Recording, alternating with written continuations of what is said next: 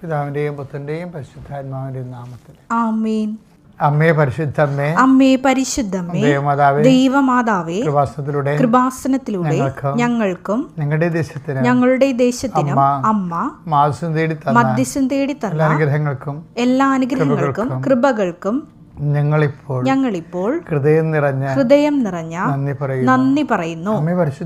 അമ്മേ പരിശുദ്ധമ്മേ, ദൈവമാതാവേ, 2004 ഡിസംബർ 7-ാം തീയതി ഉച്ചകഴിഞ്ഞ് 2:30 കൃപാസനത്തിൽ സംഭവിച്ച അമ്മയുടെ പ്രത്യക്ഷപ്പെടലിനെ കുറിച്ച് തിരുസഭയ്ക്ക് സമർപ്പിച്ചിരിക്കുന്ന പഠനരേഖകളുടെ മേൽ സഭാത്മകമായ പഠനം ആരംഭിക്കുവാൻ ഞങ്ങൾ പ്രാർത്ഥിക്കുന്നു.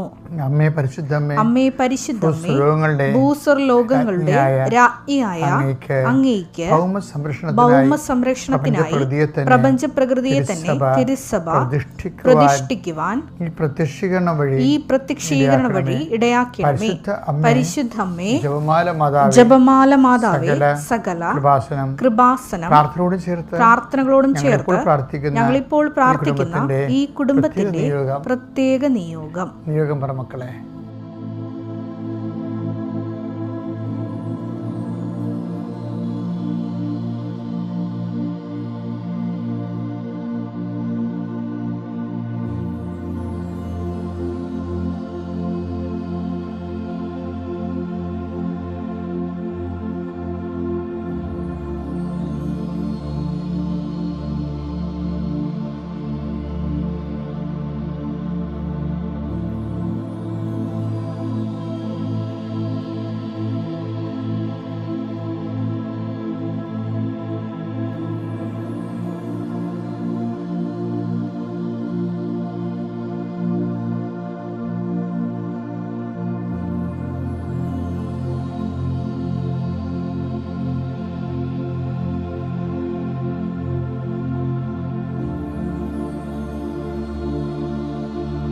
അമ്മയുടെ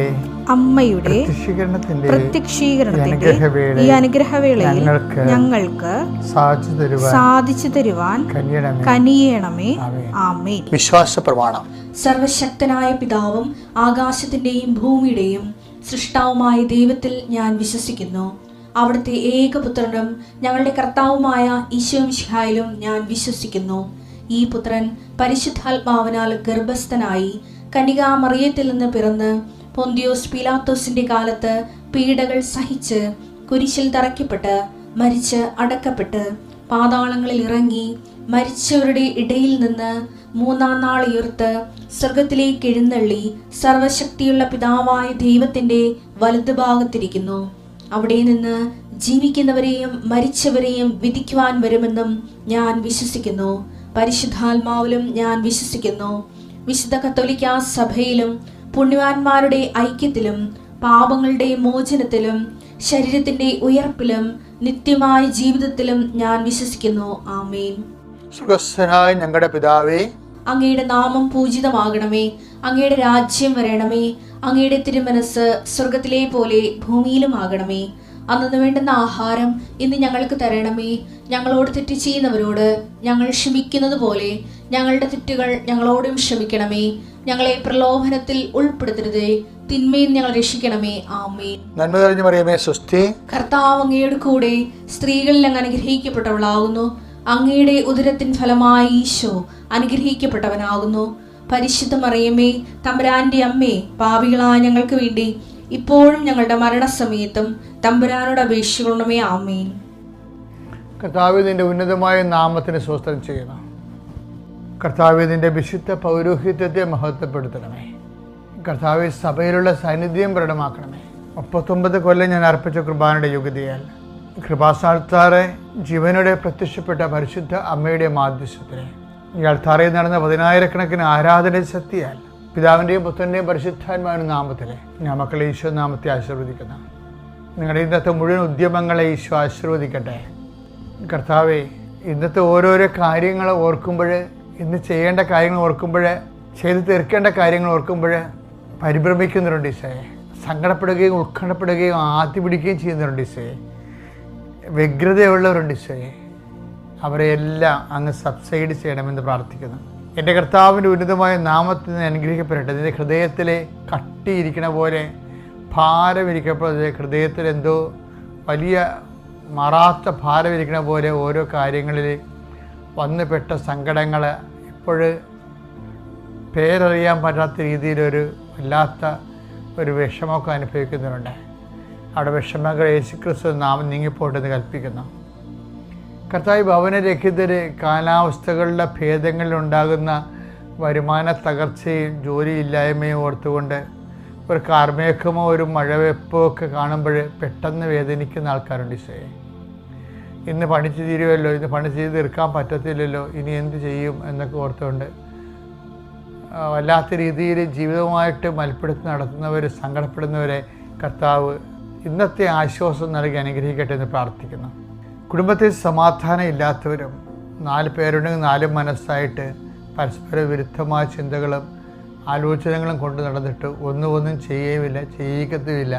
പാകോടമ്പടി നടക്കാത്ത കുടുംബങ്ങൾ, തങ്ങളുടെ ഓഹരി ലഭിക്കുക വിട്ടുകിട്ടാത്തതിൻ്റെ പേരിൽ തങ്ങളുടെ കടങ്ങളെ പരിഹരിക്കുകയും വാടക കൂടുകയും സമാധാനം ജീവിക്കാൻ പറ്റാതിരിക്കുകയും ഉള്ള വീട് തന്നെ റിപ്പയർ പോലും ചെയ്യാൻ പറ്റാത്ത രീതിയിൽ ഇരുട്ടിൽ കിടക്കുന്ന മക്കളുണ്ട്. അവരെ ഞാൻ ആശീർവദിക്കുന്നു.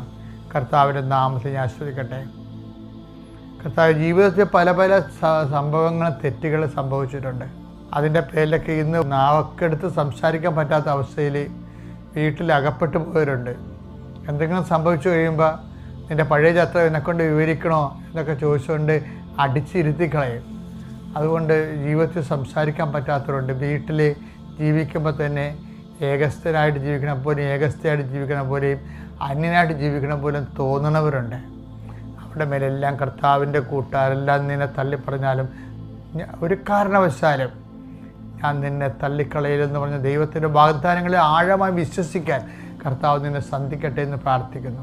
എങ്ങനെയെങ്കിലും വിറ്റുചുട്ടി എവിടെയെങ്കിലും പോയാൽ മതി വിചാരിച്ചുകൊണ്ട് സ്വന്തം കിടപ്പാടവും അതിന് ചുറ്റുമുള്ളവരുമായിട്ടൊക്കെ ഭയങ്കര മാനസിക അകൽച്ചകൾ കാരണം വിൽക്കാനും പറ്റണില്ല, ജീവിക്കാനും പറ്റാത്ത രീതിയിൽ വിഷമിക്കുന്ന ആൾക്കാരുണ്ട്. അവരുണ്ടാക്കി വച്ചിരിക്കുന്നതിന് ചില അബദ്ധമായ തീരുമാനങ്ങളെയും ചിന്തകളുടെയും പെരുമാറ്റത്തിനെയും കുഴപ്പം കൊണ്ട് തന്നെയാണെങ്കിൽ പോലും അവരുടെ മനസ്സിന് വിഷമങ്ങൾ ഭാരപ്പെട്ടവരെങ്ങനെ ഭാരം തലം കെട്ടി കിടക്കുന്ന പോലെ അവർ വിഷമിക്കുന്നുണ്ട്. അവരുടെ മേലെ കർത്താവ് തീരുമാനമെടുക്കാൻ, അവർക്ക് ആശ്വാസപരമായ നടപടി എടുക്കാൻ കർത്താവിനെ അനുഗ്രഹിക്കട്ടെ പ്രാർത്ഥിക്കുന്നു. ഭാവി ജീവിതം, ഭാവി പഠനം, ഭാവി ജോലി അങ്ങനെയുള്ള വിഷയങ്ങളിൽ വല്ലാത്ത വിഷമം അനുഭവിക്കുന്നവരും കുറേ കടങ്ങൾ കുറേ ഏജൻറ്റുമാർക്കും അല്ലാത്തവർക്കൊക്കെ കുറേ പൈസ ജോലിക്ക് വേണ്ടി കൊടുത്തു, അതെല്ലാം കൈമോശം വന്നു പോയി, ഒന്നും കിട്ടപ്പോരില്ലാതെ ഇപ്പോൾ പുതിയ ജോലിക്ക് വേണ്ടി കൊടുക്കാൻ പറഞ്ഞ് സത്യമാണെങ്കിലും കൊടുക്കാൻ കാശില്ലാത്ത അവസ്ഥയിൽ വിഷമിക്കുന്നവരുണ്ട്. ഇങ്ങനെ സന്ധിപ്പില്ലാത്ത മക്കളെ ഈ നിമിഷം കർത്താവ് കെട്ടുകളെ ഈശോ ഞാൻ അഴിച്ചു മാറ്റുന്നു. മാരകമായ വിഷമനുഭവിച്ച് വേദനിക്കുന്നവരെ അവരുടെ മേൽ കർത്താവിൻ്റെ കാരുണ്യം ചൊരിയാൻ വേണ്ടി പ്രാർത്ഥിക്കുന്നു. പോലീസ് വഴക്കുകൾ, അതുപോലെ ലഹരി പദാർത്ഥങ്ങളുടെ ഉപയോഗങ്ങൾ, അതിൽ നിന്ന് രക്ഷപ്പെടാൻ മാർഗമില്ലാത്ത മാനസികാവസ്ഥകൾ കർത്താവിൻ്റെ നാമം നീങ്ങിപ്പോട്ടെ എന്ന് കൽപ്പിക്കുന്നു. കർത്താവിൻ്റെ ശ്രദ്ധയിലേക്ക് ഒഴുകട്ടെ. എൻ്റെ കർത്താവിൻ്റെ ഉന്നതമായ നാമത്തിൽ അനുദിന ജീവിതത്തിൽ ഉണ്ടാകുന്ന ജീവിത ഭാരങ്ങൾ, ജോലി ഭാരങ്ങൾ, അതുപോലെ തന്നെയുള്ള ഉത്തരവാദിത്വത്തിന് മേലുണ്ടാകുന്ന നമ്മുടെ മേൽ ചുമത്തുന്ന ഭാരങ്ങൾ, എല്ലാ ആശ്വാസങ്ങളും യേശുക്രിസ്തു നാമത്തിൽ നീങ്ങിപ്പോകട്ടെ എന്ന് കൽപ്പിക്കുന്നു. നിത്യപിതാമ്പുത്രനും പരിശുദ്ധാത്മാവിനെ നീക്കുവാമേ. എൻ്റെ മക്കളെ, പിന്നെ ഉണ്ടല്ലോ ആധ്യാത്മിക ജീവിതം ഉണ്ടല്ലോ, നമ്മളൊന്ന് അല്പം ശ്രദ്ധിച്ചാൽ മതി, ഭയങ്കര സൂപ്പറാണ്. അതിൻ്റെ അതിലെ ഘടകങ്ങൾ ഈ ദിവസങ്ങളിൽ കർത്താവിനോട് പറഞ്ഞത് ഇത്രയേ ഉള്ളൂ. ഞാൻ കുർബാനയ്ക്ക് ഇൻട്രോഡക്ഷൻ കൊടുക്കാൻ നേരത്തെ കർത്താവ് പറഞ്ഞതാണ്. എബ്രാഹത്തിൻ്റെ ജീവിതം നോക്കിയാൽ നമുക്കിതിൻ്റെ അസ്ഥിവാരം അറിയാൻ പറ്റും. ആധ്യാത്മിക ജീവിതത്തിൻ്റെ അസ്ഥിവാരം. എബ്രാഹത്തിനോട് ദൈവം എന്താ പറഞ്ഞത്? 1 വിട്ടുപോരുക, 2 എന്താണ്? തിരിച്ചു പോകരുത്, 3 എന്താണ്?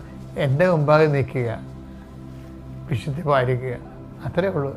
ഉൽപ്പത്തി 12:1 കർത്താവ് അബ്രാമിനോട് അരുളി ചെയ്തു, നിന്റെ ദേശത്തെയും ബന്ധുക്കളെയും പിതൃഭവനത്തെയും വിട്ട് ഞാൻ കാണിച്ചു തരുന്ന നാട്ടിലേക്ക് പോവുക.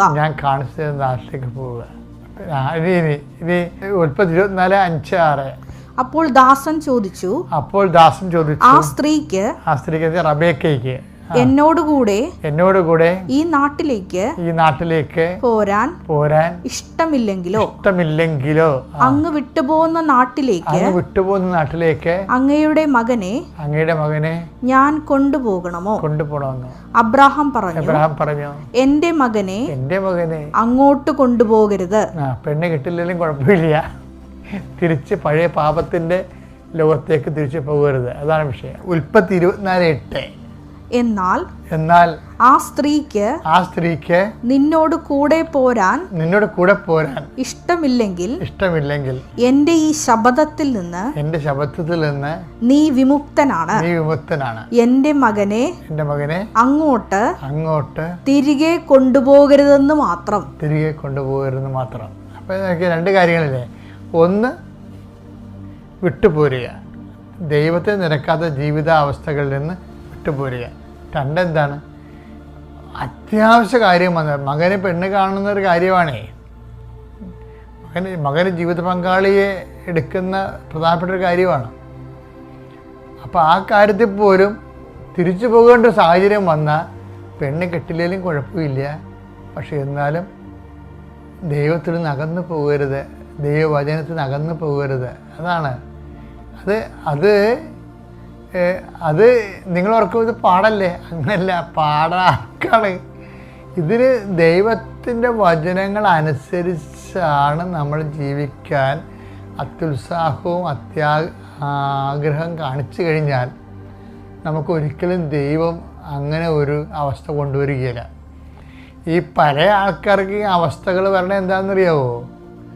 പാപത്തിലേക്ക് പോകാനുള്ള അവസ്ഥകളും അതുപോലെ തന്നെ ജീവിത ചൈതന്യം നഷ്ടപ്പെടുത്താനുള്ള അവസ്ഥകൾ ആർക്കാണ് വരുന്നത്? ആ നഷ്ടപ്പെടുത്തിയിട്ടും ആ ചൈതന്യം ഉണ്ടായിട്ടും വലിയ കഥയൊന്നും ഇല്ലാത്ത ആൾക്കാർക്കാണ്, അത് നഷ്ടപ്പെട്ടാലും കുഴപ്പമില്ല എന്നുള്ള ആൾക്കാർക്കാണ് അതുപോലെ നഷ്ടപ്പെടുന്നത്. അത് നഷ്ടപ്പെട്ട എൻ്റെ ദൈവികമായ ചൈതന്യം നഷ്ടപ്പെട്ടാൽ എനിക്ക് ജീവൻ പോകണ പോലെയാണെന്ന് തോന്നുന്ന ആൾക്കാരില്ലേ, അവർക്കൊരു കുഴപ്പമില്ല. അവർക്ക് പ്രൊട്ടക്ഷനുണ്ട്, ദൈവം അവരെ പ്രൊട്ടക്റ്റ് ചെയ്യും. അപ്പോൾ ഇപ്പം ഈ കാലങ്ങളിൽ ഉണ്ടാകുന്ന എല്ലാ പാപവും പാപകരമായ ജീവിതവും അതെല്ലാം എന്താ പറയുന്നത്, നമ്മുടെ നേച്ചർ അനുസരിച്ചാണ് നമ്മൾ വീഴണത് അതിൻ്റെ അകത്ത്. അപ്പം അതിനാണ് നമ്മളൊരു ബലം പ്രയോഗം എന്ന് പറയണത്. ബലപ്രയോഗം എപ്പോഴും നടത്തേണ്ടി വരും. അല്ല ഈസി എന്ന് വെച്ചാൽ ഞാൻ ഈസി ആയിട്ടാണ് പറഞ്ഞെങ്കിലും ഈ ബലപ്രയോഗം ഉണ്ടാകും. അതുകൊണ്ട് ഈശോ പറഞ്ഞു, സാബിയോനാൻ്റെ കാലം മുതൽ ഇന്ന് വരെ ദൈവരാജ്യം ബലവശമായിരിക്കുന്നു, ബലം പ്രയോഗിക്കണം എന്നതിൽ പ്രവേശിക്കുന്നു. മത്തായി 11:12.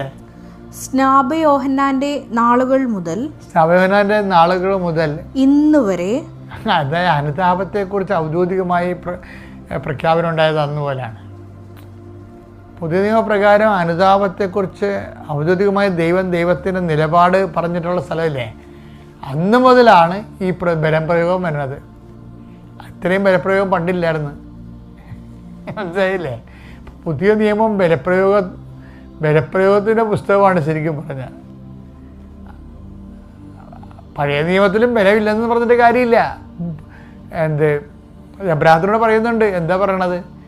ഇപ്പം നീ വിട്ടുപോരുക, തിരിച്ചു പോകരുത്, പിന്നെ എന്താണ്, എൻ്റെ മുമ്പാകെ തന്നെ ഉണ്ടാകണം. ഉൽപ്പത്തി 17:1. അബ്രാമിന് 99 വയസ്സായപ്പോൾ കർത്താവ് പ്രത്യക്ഷപ്പെട്ട് അവനോട് അരുൾ ചെയ്തു, സർവശക്തനായ ദൈവമാണ് ഞാൻ, എന്റെ മുമ്പിൽ വ്യാപരിക്കുക, കുറ്റമറ്റവനായി വർത്തിക്കുക. എൻ്റെ മുമ്പിൽ വ്യാപരിക്കുക, കുറ്റമറ്റവനായി വർത്തിക്കുക. അപ്പോൾ നിങ്ങൾ ഓർക്കുകയോ, കുറ്റം ചെയ്യാത്ത മനുഷ്യരുണ്ടോ? കുറ്റം ചെയ്യാതെ ജീവിക്കാൻ പറ്റുമോ? സിമ്പിളായിട്ട് ജീവിക്കാൻ പറ്റും, ഒരു കുഴപ്പമില്ല. അതിൻ്റെ അകത്ത് ഏറ്റവും വലിയ പ്രശ്നം എന്താണെന്ന് അറിയാം, ആൾക്കാർക്കെല്ലാം ഇങ്ങനെ കുറ്റം ചെയ്യേണ്ടി വരണം. എന്തുകൊണ്ടാണെന്ന് അറിയാമോ? കുറ്റം ചെയ്താലും കുഴപ്പമില്ലെന്ന് ഉള്ളിൽ അങ്ങനെ ഒരു നിലപാടെടുത്തിട്ടാണ്. കുറ്റം ചെയ്യുന്ന കുഴപ്പമാണെന്ന് നിലപാടെടുത്ത് കഴിഞ്ഞാലേ നമുക്ക് കുറ്റം ചെയ്യാൻ പറ്റത്തില്ല. അതാണ് മെയിൻ വിഷയം. അതിൻ്റെ ഒരു സംശയമില്ല. ഇപ്പം എൻ്റെ കൂടെയുള്ള വിജയകുമാർ സാറും ജോമോളും എന്നൊക്കെ പറഞ്ഞാൽ കുർബാന ഒരിക്കലും മുടക്കത്തില്ല. ഞാനും വിജയകുമാർ, അത് ജോമോള് കുർബാന അടുത്ത വണ്ടിക്ക് എറണാകുളത്തെങ്കിലും പോയി രാത്രി എപ്പോഴാണ് കുർബാന ഉള്ളത് ആ കുർബാനയൊക്കെ അപ്പോൾ കൂടിയിരിക്കും. അപ്പോൾ കുർബാന കൂടിയില്ലേ കുഴപ്പമില്ലെന്ന് പറഞ്ഞിരിക്കണേ എല്ലാ കുർബാനയും കഴിപ്പോവും. കുർബാന കൂടിയില്ലേ കുഴപ്പമില്ല എന്ന് പറഞ്ഞ ആൾക്കാരില്ലേ, അവർക്ക് എല്ലാ കുർബാനയും മുടങ്ങും, ഞായറാഴ്ച കുർബാനയും മുടങ്ങും. വിജയകുമാർ അങ്ങനെയാണ്. വിജയകുമാർ എൻ്റെ കൂടെ എവിടെ വന്നാലും ആദ്യം അവിടെ കുർബാന സെറ്റ് ചെയ്യും. അവിടെ ഏത് രാജ്യത്ത് പോയാലും അവിടെ ആദ്യം ചെല്ലുമ്പോൾ കുർബാന ചെല്ലാനുള്ള പരിപാടി പുള്ളി എങ്ങനെയെങ്കിലും ഒപ്പിച്ചെടുക്കും. ഒരച്ഛനെ കിട്ടിയാലും ശരി, ആ അച്ഛനെ കൊണ്ട് ഒറ്റയ്ക്ക് വേണ്ടി കുർബാന ചൊല്ലിയിട്ടുണ്ട്. ഒറ്റയ്ക്ക് പുള്ളിക്കാരന് മാത്രം കുർബാന. ഒരു ദിവസം ഒരു സ്ഥലത്ത് പോയപ്പോൾ കുർബാന ചൊല്ലിയപ്പോൾ ആ അച്ഛന് ഏതാണ്ട് 2000-3000 രൂപ കൊടുത്തു. എന്തിനാണെന്നറിയാമോ? അങ്ങനെ അന്ന് കൂടുതൽ കുർബാന കൂടിയില്ല. അപ്പോൾ ഞങ്ങൾ ശങ്കരത്തോട്ട് തമിഴ്നാട്ടിൽ പോയപ്പോൾ ആ അച്ഛനെ പോയി പ്രൈവറ്റായിട്ട് കണ്ടപ്പോൾ അച്ഛൻ സഹായിക്കണം, അച്ഛൻ എന്ന് കുർബാന കൂട്ടി വെച്ചാൽ എനിക്ക് വേണ്ടി കുർബാന എഴുതി അച്ഛൻ ചോദിക്കും. ആദ്യം ചെലുത്തി കൊടുത്ത് ഒരു ഗിഫ്റ്റ് കൊടുത്ത് ആ അച്ഛന്. അപ്പം അതെന്ന് വെച്ചാൽ അപ്പം നമ്മൾക്ക് കുർബാന മിസ്സാകരുതെന്ന് വിചാരിച്ചാൽ മിസ്സാകത്തില്ല. മിസ്സായാലും കുഴപ്പമില്ലെന്ന് വിചാരിച്ചാൽ മിസ്സായിക്കൊണ്ടേയിരിക്കും. അതുപോലെയാണ് ഈ പാപത്തിൻ്റെയും കുറ്റത്തിൻ്റെയും അവസ്ഥ. പാപം ചെയ്യരുത് എന്ന് പറഞ്ഞാൽ ചെയ്യാൻ പറ്റത്തില്ല, ചെയ്താലും കുഴപ്പമില്ല. എന്താ നമ്മൾ ദൈവം കള്ളം കാണിക്കുന്നൊക്കെ പറഞ്ഞാൽ ചില ആൾക്കാർ ലൈസൻസ് എടുക്കത്തില്ല പാപം ചെയ്യാൻ വേണ്ടി. അങ്ങനെയുള്ളവർക്ക് പാപം ചെയ്യത്തുള്ളവർ. അപ്പോൾ അത് സൂക്ഷിക്കുക, ശ്രദ്ധിക്കുക. Thank you.